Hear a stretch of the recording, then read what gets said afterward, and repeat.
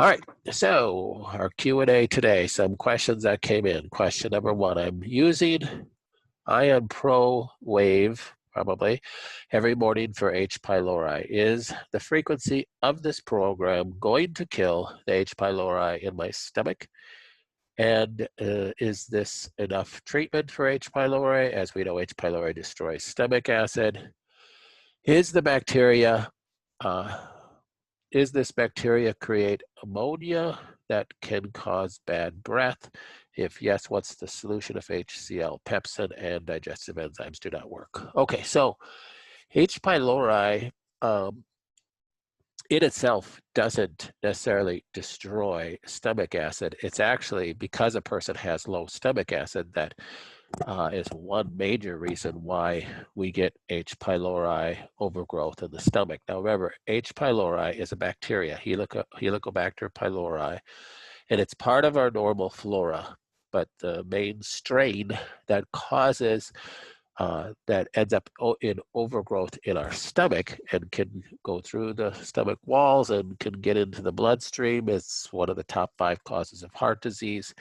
It's a major player in many cancers. It's the #1 cause of stomach cancer worldwide. Part of the cause of overgrowth has to do with the decrease of stomach acid, HCl. HCl is created by the gastric cells. It needs B vitamins in order to be created, and it helps also, the creation of HCl helps keep the balance of pH in the blood as well. So it's all part of our buffering system. So what do you do when you have H. pylori overgrowth? Well, running the Ion Pro Wave, running the frequencies on the Rife can be very beneficial. So Rife frequencies are most beneficial to kill bacteria, living organisms, virus, mold, and cancer cells. It's, you know, the Rife is not the perfect tool for detoxing heavy metal. Ion Pro Wave can help with that, but you need a chelator also with that. Also, what's really good with H. pylori is berberine. So berberine is a herbal compound that tends to be really good to help kill H. pylori. When you take HCl and digestive enzymes for H. pylori, you're not trying to kill the H. pylori with the HCl and digestive enzymes. You're trying to just bring balance of the low pH, the acidity, back to the stomach to help break down carbohydrates in the stomach. That's what HCl does. And bring that pH balance back down so H. pylori can't thrive. So HCl is necessarily killing the H. pylori in the gut, but it's helping bring that balance back.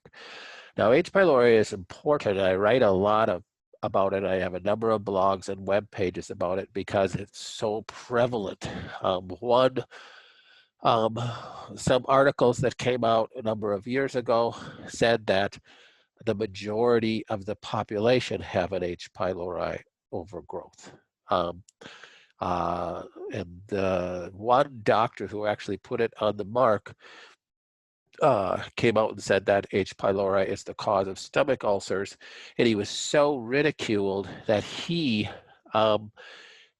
gave himself an H. pylori infection by consuming H. pylori bacteria, gave himself an overgrowth of H. pylori infection, and caused ulcers in his own body to prove that H. pylori is the cause of ulcers. Crazy. But the guy was like, listen to me, scientific world. So much going on today that so much of the scientific world, doctors are not being listened to. So he was in that same situation back in, I think, the 1980s when he proved that. So is the question, is the Ion Pro Wave, is the Rife enough to kill H. pylori? I'd say Probably sometimes. Um, if you have a bad H. pylori overgrowth, you'll get stomach ulcers.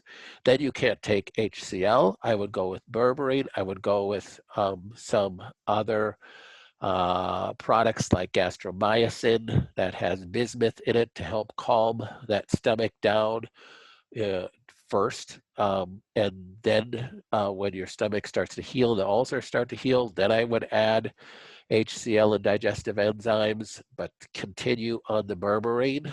Um, I take berberine at least 3, 4, 5 times a week because it, number one, is a great cancer killer, but it is the killer of H. pylori. And my dad had a major heart attack at 56, 57 years old. And again, H. pylori is in the top 5 causes of heart and vascular disease. So H. pylori is something that everybody should really be, treating on a regular basis. So I would suggest berberine if whoever asked this question is not taking it. Another question, what should an IGF-1 level be in a 75-year-old whose blood test to be okay? I heard it's not good. Mine is 25. So yeah, 25 is certainly low for somebody 75. Here's a chart. You could pull this up online. I just pulled this right off of Google. I did address this question last week as well. Your IGF-1 levels go down as you get older. Somebody 75, you would think, looking at this chart, somebody at 75 should be above 55 probably. Yours is 25. Would I be concerned about that? Well, if I wasn't fighting cancer, if I did not have cancer, yeah, I might be concerned about that. And then there's some things that you could do and take to help increase IGF-1 levels. Most of the weightlifting community, exercise community, they're trying to increase IGF-1 levels, because if you're trying to build muscle and trying to bulk up, you want really high IGF-1 levels. If you're trying to fight cancer, you want lower IGF-1 levels. So more so looking at whether the 25 is too low or too high or what, I'd look at maybe what else is going on physiologically that's causing such a low IGF-1 level. I'd want to do some investigation in that, and we should probably have a conversation about that and get some more data what's going on, because yeah, that is certainly low, and I'd have to do some investigation to see what else could be causing low IGF-1 levels. Now, it could be your benefit. It could help slow cancer growth having low IGF-1 levels. So maybe it's not in our best interest to try to get them elevated at this point, but it also might be in our best interest to look at maybe some causes of why it's so low. Another one, I was reading, metformin reduces potentially, I'm copying and pasting these from people's emails, so sorry about the misspells. I changed some of the words, but metformin is a drug that is for diabetes. It lowers blood glucose levels. There's some use of metformin for cancer patients because it's reducing glucose levels. And whenever we can reduce glucose levels, there can be benefits, especially if the person's cancer is mainly fed through glycolysis. So there are some prescribing physicians that will prescribe metformin as if a person has diabetes to cancer patients as an off-label use of the drug to help slow cancer down. So is that always a good thing to do for a cancer patient? Not necessarily. Here I just pulled a quick chart of different side effects of metformin. And you go, well, I would deal with the indigestion and the decreased appetite and the diarrhea, the abdominal discomfort and the heart palpitations and the taste disturbances. Not that I would get all those symptoms, but I would deal with that if it's going to slow my cancer down.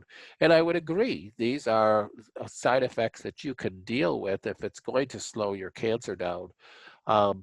but you'd want to look at your blood glucose levels as well. And, if in fact it does decrease IGF-1 levels and you're on metformin, well, that might be why your IGF-1 levels are low.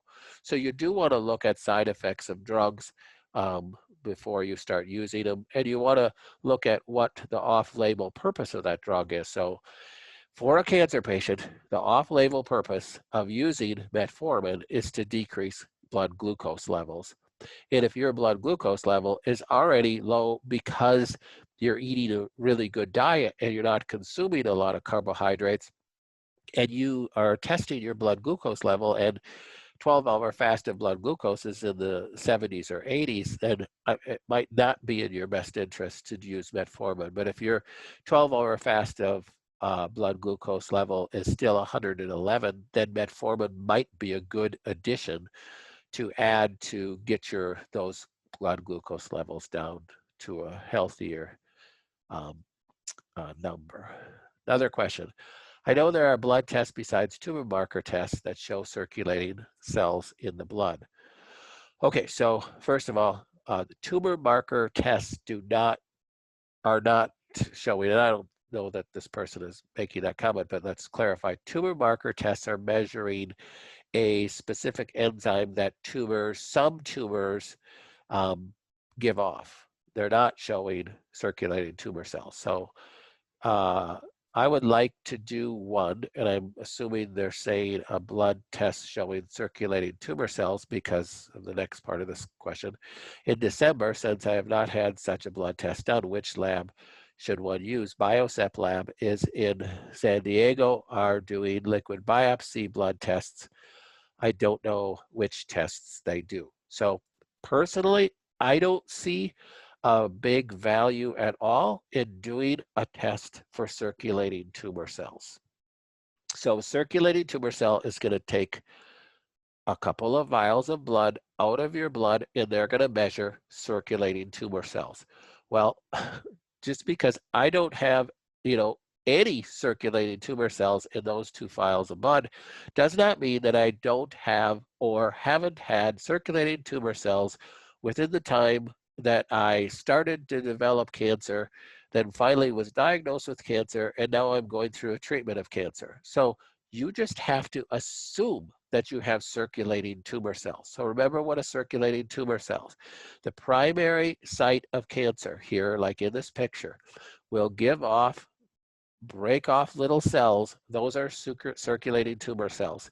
Now, they're not yet replicating, so they're not yet growing a metastatic tumor somewhere, but that's what they're looking for. Some place to set up home and raise a family somewhere outside of the primary tumor site. That's what metastasis is. So a metastatic tumor is, so let's say this primary tumor is breast tumor, it's a breast cancer. It's given off circulating tumor cells even before you were ever diagnosed with cancer. So remember, a cancer mass has to be 3 million cells large for it to even be picked up on a CT scan. And it's certainly not palpable at that time. You still can't even feel it. So it has started giving off circulating tumor cells maybe at 1,000 cells large, maybe at 10,000 cells large, and it's certainly given off a whole lot by the time you were ever diagnosed. So you have circulating tumor cells throughout your body. You may or may not have some in the sample of blood that was drawn. That's why I say it does not give us a whole lot of value telling us that, you go get a sample of blood drawn and you don't have any circulating tumor cells. Besides the fact that it gives us no value to how aggressive your cancer is or whether there's metastasis anywhere, whether you have circulating tumor cells in those 2 vials of blood that were drawn. That doesn't give us any. So I'm all for doing testing if it's going to give us, some indications, some objective data that's going to make us change the way we treat the patient. I believe that you should just assume that you have circulating tumor cells or have had circulating tumor cells that are trying to develop metastasis, and you should then do things to help prevent that metastasis to occur. And that is things that you like using the rife, like changing your diet, like taking supplements that are going to stimulate an immune response, because that's the only thing that's going to keep circulating tumor cells from forming a metastasis, not chemotherapy. Chemotherapy is going to mainly target cancer cells that are already in rapid replication, circulating tumor cells that are just dormant somewhere in your liver, like in this picture right here, that have yet to start to replicate, are not going to be affected by any conventional methods. Chemotherapy is not going to touch them. Radiation isn't going to touch them unless you radiated that spot right there, which there's no way that you would, because there's no way that you know that you have any circulating tumor cell that is settled down in your liver. It won't measure that. This test won't measure that. So I have never pushed um, in any of my lectures or any of my writing that we should do circulating tumor cell tests. To me, it's a waste of money. Next question, can protocell be coming out my pores causing odor? Yes, it can. So it is, remember, protocell is an oxidizing agent, and any oxidizing agent can give your body an odor. People notice that when they do chemo. And certainly you can notice that with protocell. That is actually a good thing, is that your body is detoxing it. So doing saunas can be very helpful to help expedite that and help detox your body that way. So think about doing saunas, think about doing your ion ProWave programs, and continue to do the Rife. I would say that is actually not a bad thing. It's a good thing. Next, any suggestions for dealing with constant nausea and heartburn from the radiation to the esophagus? So radiation causes burning, causes wound formation, and basically ulceration. So here's some ideas that could really help. Aloe juice, number one. So aloe juice can be really healing. We don't have aloe juice in our store. You can find that in a local health food store. Aloe juice could be really healing. You could actually take aloe from an aloe plant, slit it open, take all the inside goo out of it, and you could eat a teaspoon of that, maybe even a couple times a day. It could be really, really healing. Liquid CBD, drops liquid CBD, swallowing that so that it can actually coat your throat and get all the way down to the esophagus can be very helpful too. Lavender water, you can make your own with some fresh lavender.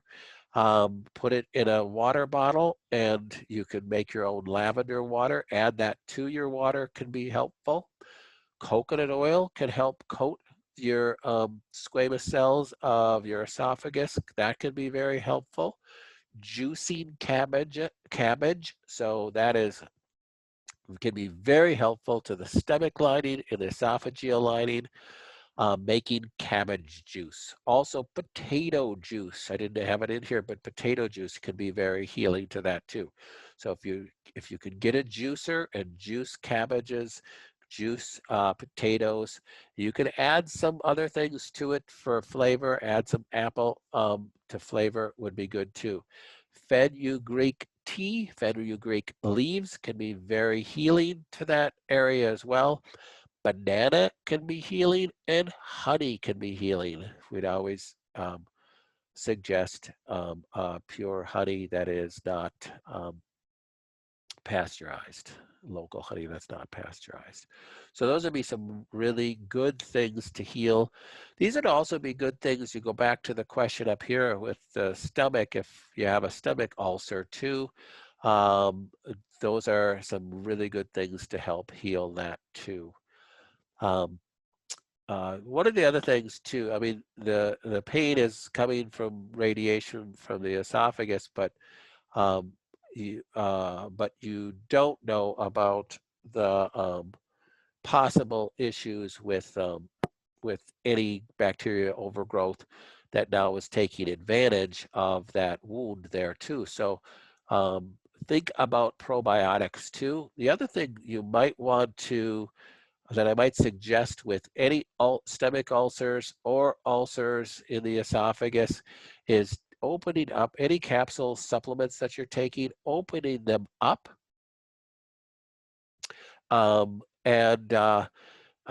If you open them up, the capsules themselves won't be irritating on the esophagus, and dump the contents in some apple juice or something, or apple sauce or something like that can be beneficial too. But these would be all really, really helpful. I'd really want to hear some feedback from the person who asked this question. So if you try these things, could you please email me how you're doing with that? Because I want to know some feedback about that. Then next, what are your thoughts on my MRI results? Now, this person, I did not see your new MRI results, so all I know is the MRI from yesterday did not show edema, indicating the fractures have healed.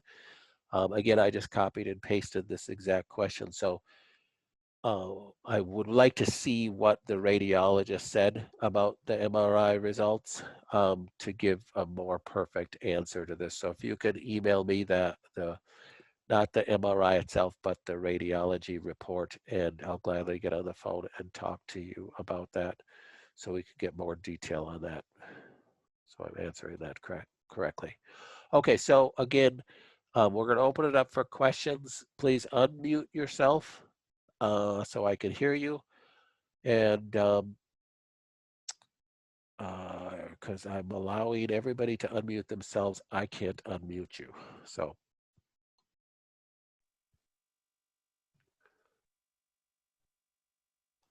Dr. Connor, I have a question. Uh-huh. The protocol that we talked about